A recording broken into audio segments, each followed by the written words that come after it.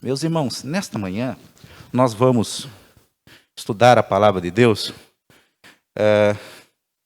e conversar um pouco, fazer uma reflexão sobre a missão da igreja, da verdadeira igreja do Senhor Jesus Cristo. Num primeiro momento, nós veremos esta missão, a igreja de Cristo na terra, de forma globalizada, digamos assim, e num segundo momento, a nossa responsabilidade também, qual é a nossa missão como igreja, que é uma igreja que deve ser bíblica, uma igreja que deve ser missionária e acolhedora. Nós faremos algumas aplicações durante a aula e a exposição aqui de alguns textos também, e na medida em que os irmãos também tiverem dúvida, fiquem à vontade para fazerem perguntas.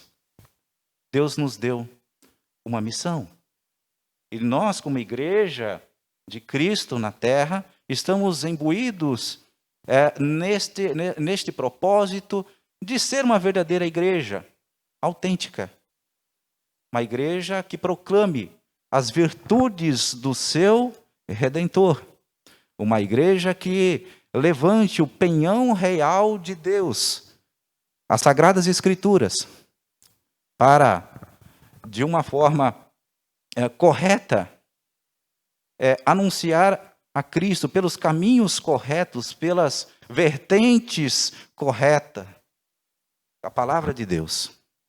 Então, queridos irmãos, a primeira coisa que a gente tem que ter em mente, como diz o versículo 18, é que nós temos um general, nós temos um capitão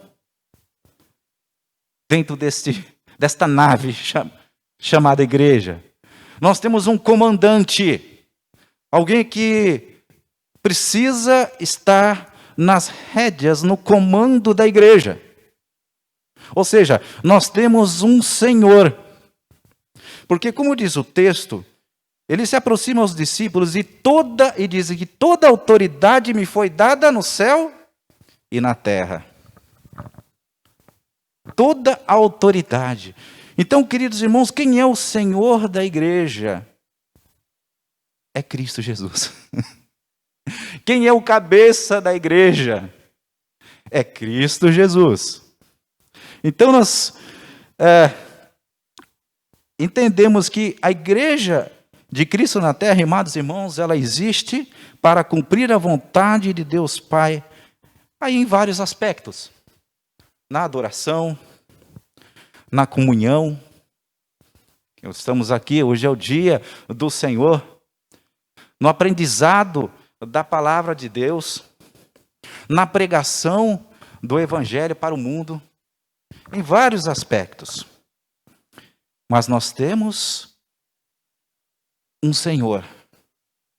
Nós temos um Deus absoluto, transcendente, relacional. Um Deus que está conosco, como ele disse aqui no texto. Um Deus que nunca nos abandona. A despeito de todos os problemas que a igreja enfrentou na face da terra, desde a antiga aliança, onde ainda não tinha toda a Bíblia, e Deus se revelava para o homem através do profeta, através dos sacerdotes. A igreja sempre enfrentou, queridos irmãos, dificuldade. Sempre enfrentou luta.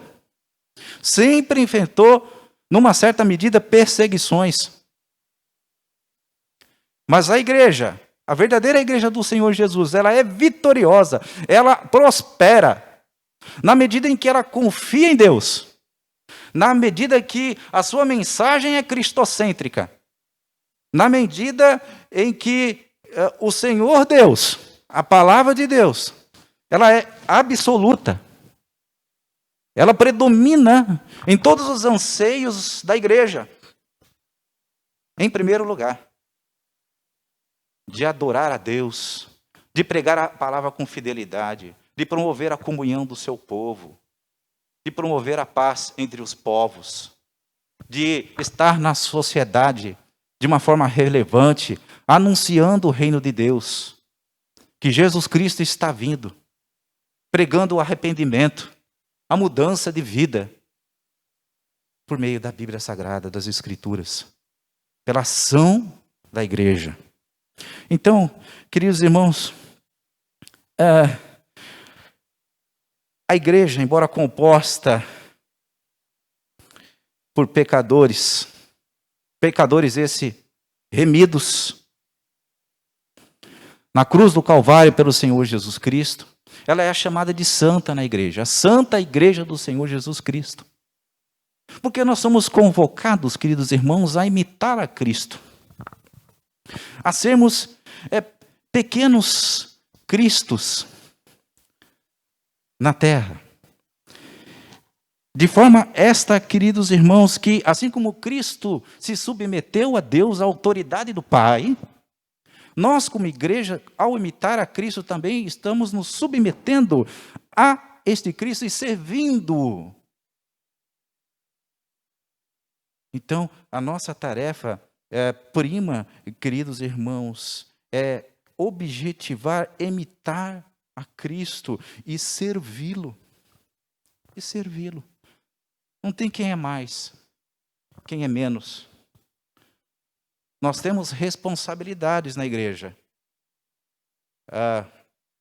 Uns, como diz Efésios, são chamados para profetas, para ensinar a palavra, outros para trabalhos diversos, desde na igreja local, dando aula para as crianças, dirigindo o ministério de louvor, na escola dominical, e por aí vai. Mas o nosso fim principal como todo é de glorificar a Deus e servi-lo para sempre, conforme preceitua o nosso breve catecismo, nosso símbolo de fé, na pergunta número 1, qual o fim principal do homem, né? De adorar a Deus e alegrar-se nele para todo sempre. E a nossa confissão de fé, de Westminster, ainda subscreve no capítulo 25, no ponto 4, as igrejas mais puras debaixo do céu estão sujeitas à mistura e ao erro. Algumas têm-se degenerado ao ponto de não mais serem igrejas de Cristo, e sim sinagogas de Satanás. Não obstante, haverá sempre sobre a terra uma igreja para adorar a Deus segundo a vontade dele mesmo. Então, queridos irmãos, quando a igreja ela deixa de servir, deixa de imitar a Cristo, quando o homem é o centro das atenções, a gente fica preocupado, né? Irmãos, o que a gente tem que fazer? Para trazer o povo para a igreja? Estou numa cosmovisão assim de igreja, no aspecto geral, que acontece por aí, sem citar denominação X ou Y. Mas a gente tem que pôr um letreiro aqui, tem que enfeitar aqui o jardim, tem que colocar alguém lá na rua para imitar lá um Michael Jackson para chamar a atenção do povo. Né? Irmãos, isso descaracteriza a verdadeira igreja de Cristo e o verdadeiro propósito de Deus. Algumas igrejas têm se perdido, têm se degenerado e têm se fadado ao fracasso porque muda o seu foco. O foco não está em Deus, não está em Jesus, o foco está no homem. E, irmãos, queridos irmãos, qual que é o abrilhantamento do culto? O abrilhantamento do culto é Jesus. Ele que deve ser o centro das atenções. Um culto cristocêntrico, que prega a palavra de Deus com fidelidade, que o louvor é um louvor bíblico, que exalta a pessoa do Criador, de Deus Pai, de Deus Filho, o Espírito Santo. Louvor que nos leva à exaltação de Deus e também a uma reflexão. a confissão de pecado. O que a gente vê por aí são mensagens que não se fala mais em pecado. A nossa condição, a nossa condição de miseráveis que somos, como diz o apóstolo Paulo, que se dizia o principal dos pecadores. Então, queridos irmãos, qual que é a mensagem? O que tem ocorrido no mundo? Qual é a missão, a verdadeira missão da Igreja de Cristo Jesus na Terra? Isso é muito sério, porque, primeiro, nos faz pensar em quem nós somos. Quando nós olhamos para a primeira carta de Pedro, no capítulo 2,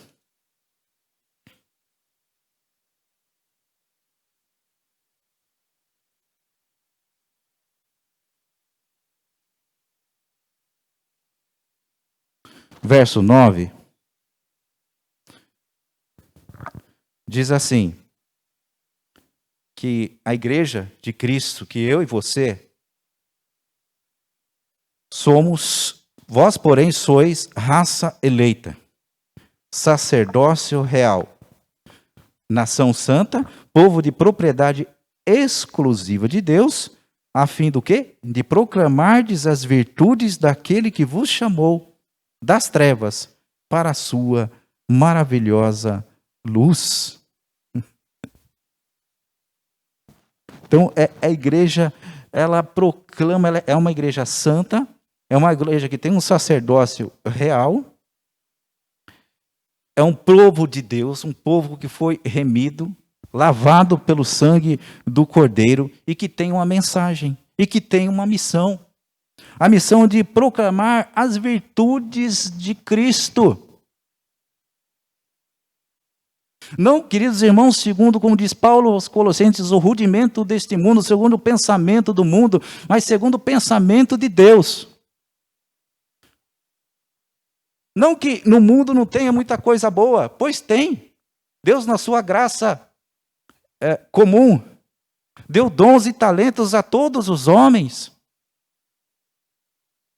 E a criação, ela exalta o seu Criador. E glorificamos a Deus quando nós fazemos as coisas certas, cumprimos o nosso dever direitinho, as nossas responsabilidades. Quando nós desempenhamos bem uma tarefa na escola, no trabalho, quando nós obedecemos o papai e a mamãe em casa. Filho, faz isso. Já vou, pai. O que tem para fazer? Mamãe, chá comigo aqui. Vai descansar. Glorificamos a Deus. Tem muita coisa boa. Então, irmãos, mas por um outro lado também, nós temos a ação da nossa própria natureza pecaminosa, da nossa própria inclinação pelo pecado que devemos lutar. Lutar. Quando essas tentações nos vierem, os maus pensamentos, nos lembrarmos de que existe um Deus. Um Jesus que prometeu estar conosco até o fim. Até a consumação dos séculos.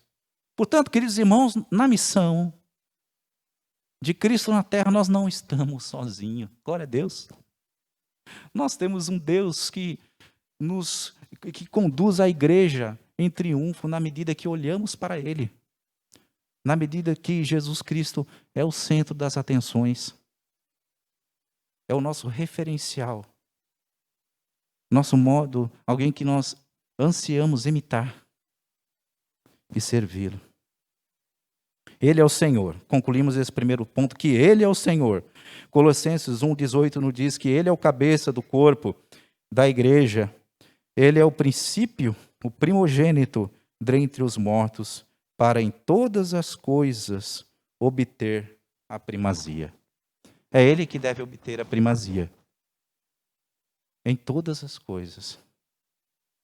A vontade do Senhor é que deve prevalecer na igreja de Cristo na terra. Esta vontade nós encontramos nas Escrituras. Não no manual, segundo escreveu o fulano de tal, mas na nossa regra de fé e de prática, que nos ensina a nos submetermos a Deus, Pai, Filho e Espírito Santo, a orar, a caminhar com Deus, na plenitude do Espírito Santo. Nós temos um manual. Gosto sempre da ilustração do reverendo, que ele sempre fala quando toca nesse assunto, né? Você compra um aparelho eletrônico e você chega em casa, o aparelho é 110 e você liga no 220 e já fica brabo na hora e tal. E por aí vai. Você compra um celular e geralmente ninguém lê o manual, né? E aí já trava o celular logo no começo, fica brabo e tal.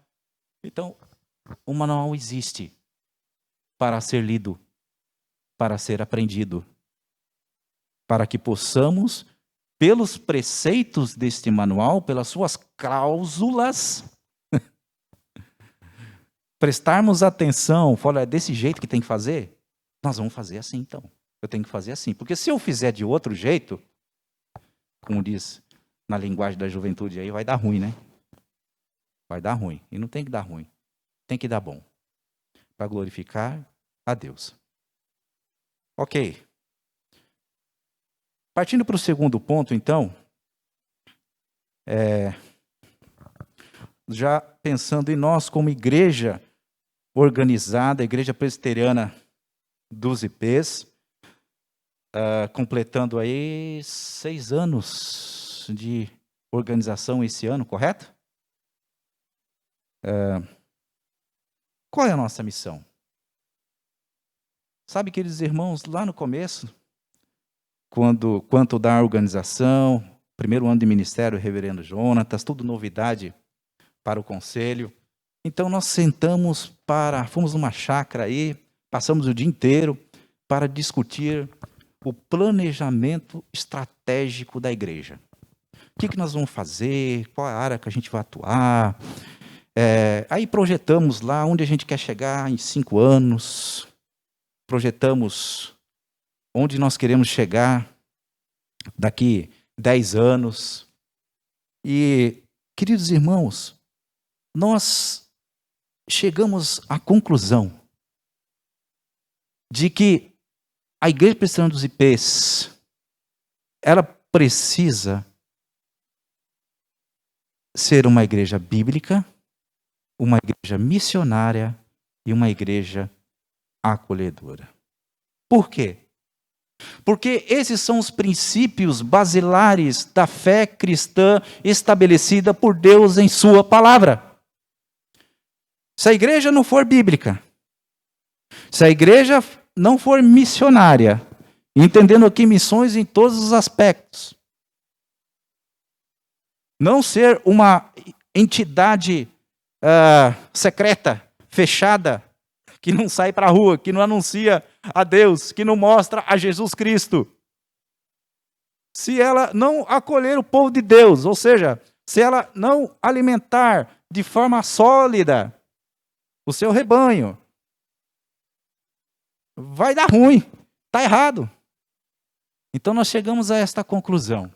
A despeito de tudo que planejamos e que procuramos colocar em prática, algumas coisas acertamos, outras coisas nós erramos. Isso é natural. Mas o nosso propósito primário era de ser uma igreja bíblica que ensine a palavra de Deus, a doutrina dos apóstolos. Isso aqui que Jesus diz no texto. Ensinando-vos a guardar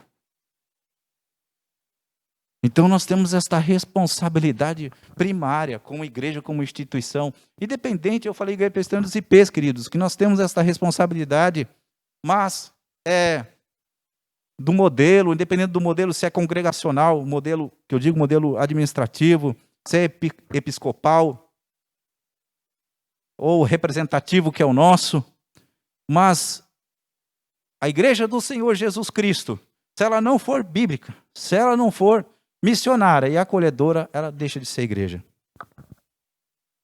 Ela se perde no tempo e no espaço.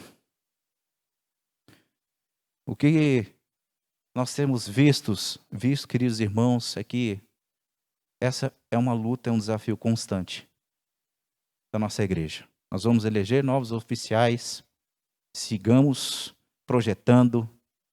Nós temos este propósito realmente no nosso coração, de, no poder do Espírito Santo de Deus, ser esta igreja, a igreja que proclame as virtudes daquele que nos chamou, ser uma igreja bíblica, que ensina a palavra o tempo todo e todo o tempo, que tem esses objetivos centralizados na pessoa de Jesus, porque Ele ordenou. Nós precisamos ir. Nós vamos ver um pouquinho mais para frente aqui. Mas, queridos, nós precisamos lutar. Lutar contra o liberalismo, sabe, teológico que nós temos visto aí fora, no mundo em geral.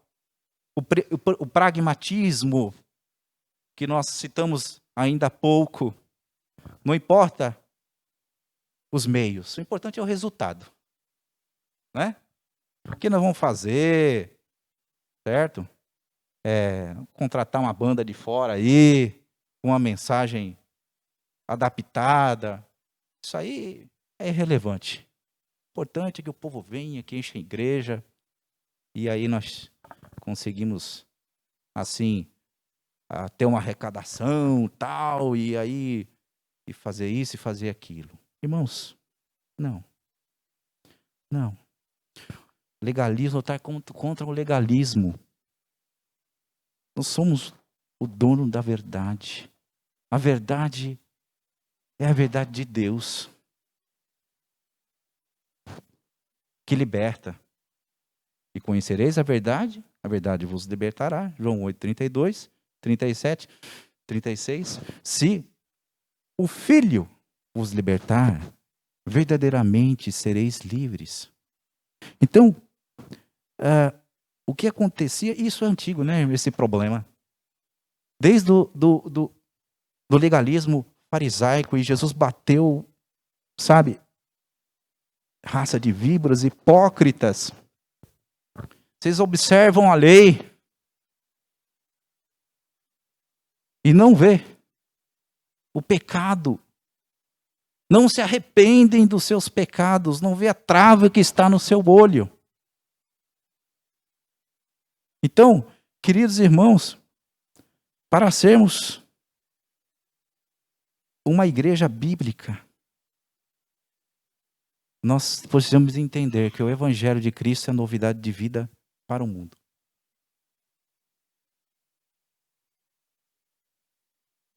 Jesus Cristo quebrou esse paradigma. Ele não veio descumprir a lei. Ele diz lá em Mateus 5, eu vim cumprir a lei. Os profetas. Jesus Cristo observou a lei.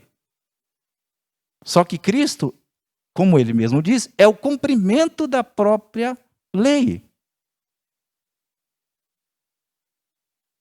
E esta lei, ela nos conduz a Cristo, como diz Paulo aos Gálatas, e nos serviu de aio, de mordomo,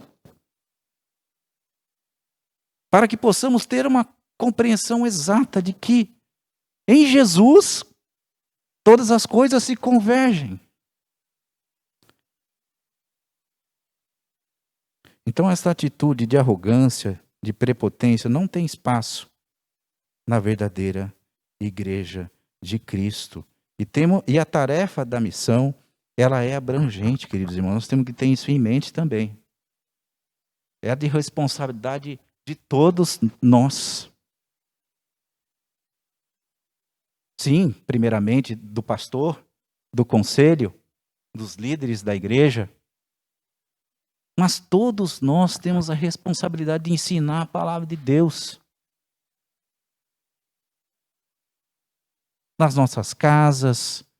Aquela ideia, sabe, irmãos, de andando pelo caminho, que Deuteronômio capítulo 6. Quando Moisés fala, olha, ouve, ó Israel, assim que deve ensinar. Pega seu filho, caminha com ele.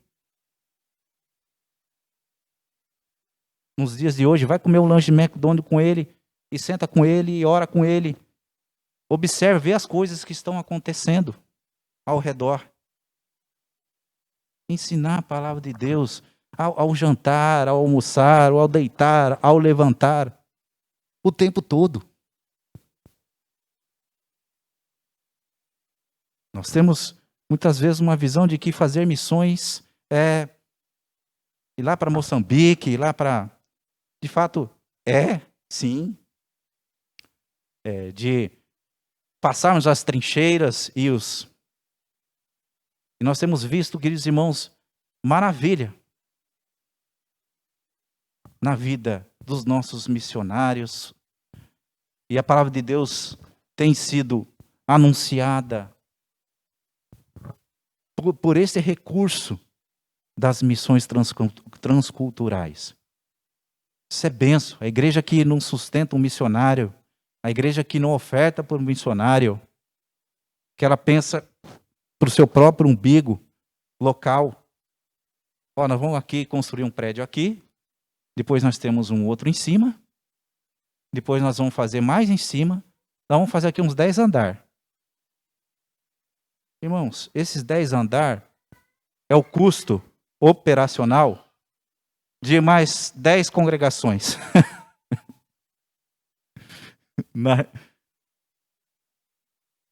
Então, irmãos, o objetivo da nossa igreja, nós oramos ao Senhor, quanto da nossa organização, Deus Pai, ajude-nos, para que possamos pregar o teu evangelho na cidade de Cajamar, que possamos ter um presbitério aqui, primeira igreja presbiteriana de Uzipês, segunda igreja presbiteriana de São Pedro, terceira igreja presbiteriana de Cajamar, quarta igreja presbiteriana de Jordanésia, e assim vai. Porque todos nós estamos juntos na missão que Deus nos dá. Pregar a palavra de Deus. Jesus Cristo mostrou que a igreja deve ser bíblica, Lucas 24, 44 a 47. Lucas 24.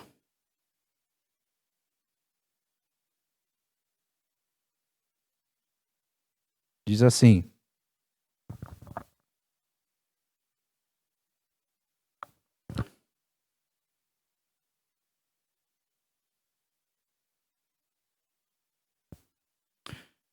a seguir, Jesus disse: são estas as palavras que eu vos falei, estando ainda convosco. Importa que se cumprisse tudo o que de mim está escrito na lei de Moisés, nos profetas e nos salmos. Então lhes abriu o entendimento para compreenderem as Escrituras. Ele disse: assim está escrito, que o Cristo havia de padecer e ressuscitar dentre os mortos no terceiro dia. E que em seu nome se pregasse arrependimento para a remissão de pecados a todas as nações, começando de Jerusalém. Veja que maravilha, irmãos. Começando de Jerusalém. Começando da Igreja Presbiteriana dos Ipês. Atingindo o interior de São Paulo. Atingindo a capital. Mas presbíteros, não vamos sair daqui para pagar o pedágio para ir lá na Casa Verde, se for essa a vontade de Deus, para alcançar pecadores sedentos da palavra de Deus. E se Deus chamar, nós temos a responsabilidade de acatar. Aí depois os recursos, como vai ser, eu não sei. Deus vai, se Deus chamou, Ele vai prover. Deus é provedor. Se a gente vai fazer parceria com outra igreja, se a gente vai... Deus vai cuidar. Para que a sua vontade, se a sua mensagem seja recebida no temor, no poder do Espírito Santo. Amém, queridos? Então, veja que Jesus Cristo, ele ensinou a palavra de Deus.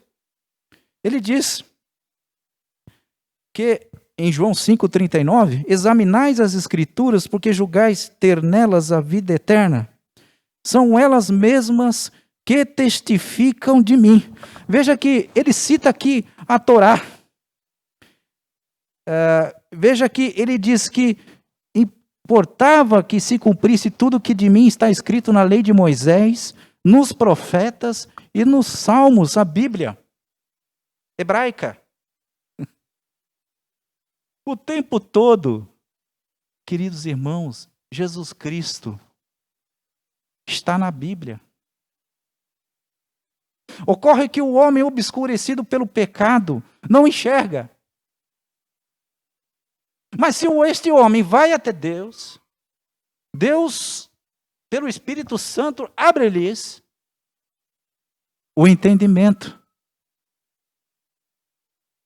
O fariseu, sabe, os legalistas, os doutores da lei não queriam ver Cristo.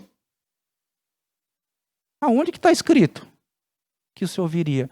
Gente, está claro. Cristo é o ponto central, é o assunto, é o tema central da palavra de Deus, da Bíblia toda. Se nós olharmos no Antigo Testamento, em Bereshit, Gênesis, fazendo um paralelo com João capítulo 1, que este verbo que se fez carne habitou entre nós, que ele criou todas as coisas e que sem ele nada do que foi feito se fez. Jesus estava ali na criação. O conselho trinitário de Deus estava ali. Deus Pai, Filho e Espírito Santo. Se observarmos no final do Velho Testamento, em Malaquias, encerra-se falando de Jesus, o sol da justiça. Então você tem de Gênesis, fechando o Antigo Testamento, falando de Jesus. De João Batista, do precursor, da voz que clama no deserto, que apontaria para Cristo, o Cordeiro de Deus que tira o pecado do mundo. O Novo Testamento inicia-se ali da genealogia que aponta para Cristo. O Apocalipse, no último versículo, diz: vem, Senhor Jesus, sem demora. Queridos irmãos, só não vê quem não quer. Tudo aponta para Jesus. A lei apontava para Jesus, o sacrifício, o tabernáculo, o sacerdócio, as vestes, o propiciatório, a arca da aliança, os montes, Sião, Jerusalém, as pessoas, os profetas prefiguravam a Cristo. Moisés, no qual ele diz lá em Deuteronômio que virá alguém maior do que ele, um profeta maior do que ele. Davi, quantas alusões no reinado de Davi.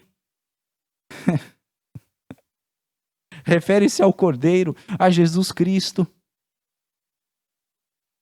Queridos irmãos, o cativeiro, um propósito do ensino didático de Deus, a redenção que Ezequiel mostra, Daniel, os profetas, o tempo todo, tudo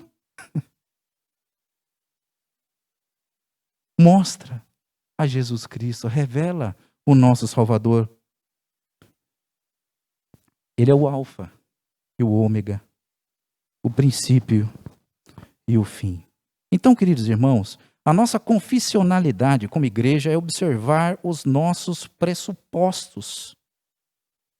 Que pressupostos são esses? A inerrância da Escritura, a inspiração da Escritura, ou seja, ela é a voz de Deus e a ela é autoritativa, ela é a palavra de Deus, ela não contém a palavra de Deus, apenas partes da palavra de Deus. Mas como um todo, ela é a revelação de Deus, cujo o tema central é Cristo e cuja mensagem central é Cristo, a remissão dos pecados, porque o primeiro Adão caiu, que é feito alma vivente, mas o segundo Adão, que é feito espírito vivificante, que já é revelado lá em Gênesis 3,15. Então a Bíblia, ela tem esses temas centrais, ela tem criação, queda, redenção e consumação. E devemos, como igreja, atentar-nos quanto a isso. Diz em 1 Timóteo 3,14, primeira carta de Paulo a Timóteo 3,14 a 17, vai nos dizer o seguinte. É segunda, tá? 2 Timóteo 3, 14 a 17. Vou correr aqui um pouquinho. Tu, porém, permanece naquilo que aprendeste e de que foste inteirado, sabendo do quem o aprendeste, e que desde a infância sabe as sagradas letras que podem tornar-te sábio para a salvação pela fé em Cristo Jesus. Toda a Escritura é inspirada por Deus e útil para o ensino, para a repreensão, para a correção, para a educação na justiça. Ao propósito, a fim de que o homem de Deus seja perfeito e perfeitamente habilitado para toda boa obra. Que maravilha, irmãos. Deus é o autor da Bíblia. Deus, Ele é o Senhor da história. De uma forma providencial. Porque Ele nos amou. Porque Ele resolveu nos amar. Nós temos um preceito que nos ensina. E nós temos o Espírito Santo de Deus que nos faz entender a sua vontade. E a palavra de Deus, as Escrituras, ela testifica as próprias Escrituras. O que eu quero dizer com isso? Que ela não cai em contradição. Não existe contradição.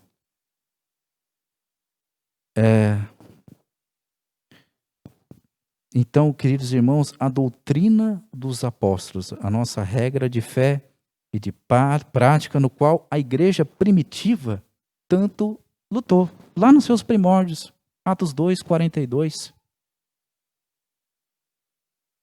Porque era naquilo que a igreja perseverava, que era a doutrina dos apóstolos, perseveravam na doutrina dos apóstolos, na comunhão, no partir do pão. Como a igreja, através dos séculos, queridos irmãos, ela vem subsistindo e prevalecendo, porque ela persevera na doutrina dos apóstolos. Estamos sujeitos aos erros, às vezes até se perder pelo caminho, no decurso da história. Houve um momento na história que a Bíblia era só para alguns, né? Não era para os gentios, não era para todos. Poucos tinham acesso. E nós vemos, queridos irmãos, como que Deus moveu pessoas que pregaram a Bíblia, que deram a sua própria vida, as suas cabeças, para que a palavra de Deus fosse anunciada, fosse pregada e atingisse o mundo todo. Nós vimos isso na igreja primitiva, na era apostólica, na era pós-apostólica, com os pais da igreja, com Policarpo de Esmina, Inácio de Antioquia, com Clemente de Roma, com Atanásio, o próprio Agostinho. Vimos batalhas sendo travadas através dos concílios, concílio de Nicéias, no 3º século, no 4º século, de Éfaso, Calcedônia, todos eles combatendo heresias, sabe, que iam de encontro ao ensinamento das escrituras e os nossos pressupostos de fé. Questionavam a autoridade da palavra de Deus, a humanidade de Cristo, a divindade de Cristo, ao pecado original. Mas essas batalhas travadas, pela graça do nosso Deus e o agir do Espírito Santo de Deus, elas foram embasadas, o seu cumprimento, no final de tudo. O resultado é que a verdade de Deus sempre vai prevalecer. Amém? Em tempos, em épocas diferentes, sempre haverá uma igreja fiel. E oxalá sejamos encontrados fiéis, irmãos. A nossa missão como igreja. Os reformadores mais tarde também, no século XVI, um tempo em que a Bíblia estava esquecida, ensinando errado, voltaram-se para a Bíblia. Os puritanos na Inglaterra, os missionários depois. Fomos abençoados por missionários como Asbel Green Simonton, como José Manuel da Conceição, tantos outros, queridos irmãos, que labutaram na verdade que liberta e que prevalece. E o último ponto, sobre o fato, as implicações de sermos uma igreja missionária acolhedora. O verso 19 do nosso texto diz ide, nosso texto, fazei, portanto, discípulos. E a ideia aqui, fazendo um paralelo com Marcos 16:15, ide por todo o mundo e pregai o evangelho a toda a criatura, o verbo no particípio nos faz entender de que na missão, em indo, recebendo de Deus esta ordenança, mas que na missão, em todos os aspectos, precisamos pregar o evangelho. Como dissemos, estamos na nossa casa, nas praças, nas ruas, no nosso trabalho. Em todos os lugares, devemos mostrar no mundo, em todos os povos, em todas as nações, que Jesus Cristo é o único Senhor, o único Salvador. Portanto, queridos irmãos, para nós é um privilégio participarmos desta missão. Em Mateus 10:6, Jesus dá as instruções aos 12 discípulos, mas ele diz mais de preferência, procurai as ovelhas perdidas da casa de Israel. E à medida que seguirdes, pregai, está próximo o reino dos céus. Isaías 52:7. Que formosos são sobre os montes os pés dos que anunciam as boas novas, que faz ouvir a paz, que anunciam as coisas boas, que faz ouvir a salvação, que diz a Sião, o teu Deus reina. E o apóstolo Paulo também, ratificando esta mesma mensagem em Romanos 10, 14 e 15. Vamos ler lá, Romanos 10, versos 14 e 15, que diz: como, porém, invocarão aquele em quem não creram? E como crerão naquele que nada ouviram? E como ouvirão, se não há quem pregue? E como pregarão, se não forem enviados, como está escrito, quão formosos são os pés dos que anunciem coisas boas.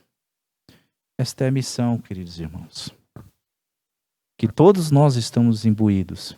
E Jesus Cristo, lá no início, lá em Atos dos Apóstolos, no capítulo 1, verso 8, diz que vós sereis minhas testemunhas, tanto em Jerusalém, Samaria, Judéia, em todos os confins da terra.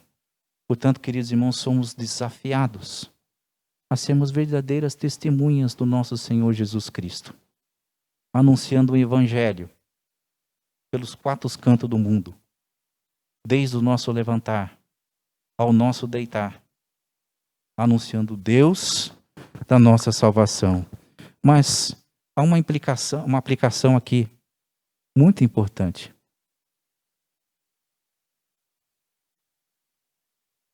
Como pregar?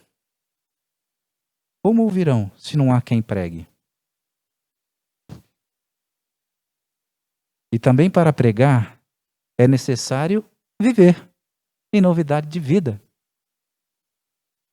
para que a mensagem surta o devido efeito e cumpra o devido propósito.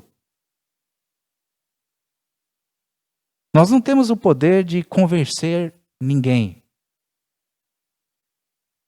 Mas, queridos irmãos, é muito bom quando o mundo olha para a igreja, quando o mundo olha para nós, fala, olha, ali se prega a palavra. As Escrituras com intrepidez, com fidelidade. Quando o mundo olha para a minha vida e vê em mim, vê em nós, quando olhar para você, irmão, um homem de Deus, uma mulher de Deus. E nisso, a mensagem de Cristo, o bom perfume de Cristo é exalado. E isso é bom demais. Para a glória de Deus Pai. Então as duas coisas devem caminhar junto. A nossa intrepidez de falar, sim, de pregar a palavra, mas sobretudo de viver o verdadeiro evangelho do nosso Senhor Jesus Cristo. Porque se faz efeito para mim, se é bom demais para mim, o será bom demais para o meu próximo. Amém? Deus nos ajude nesse desafio. Irmãos, eu gostaria de perguntar se ficou claro, se tem alguma questão. Não? Gostaria de terminar então, irmãos, com a frase aqui de Calvino, que diz: onde quer que vemos a palavra de Deus ser sinceramente pregada e ouvida, onde vemos serem os sacramentos administrados segundo a instituição de Cristo, aí, de modo nenhum, se há de contestar esta é a igreja de Deus.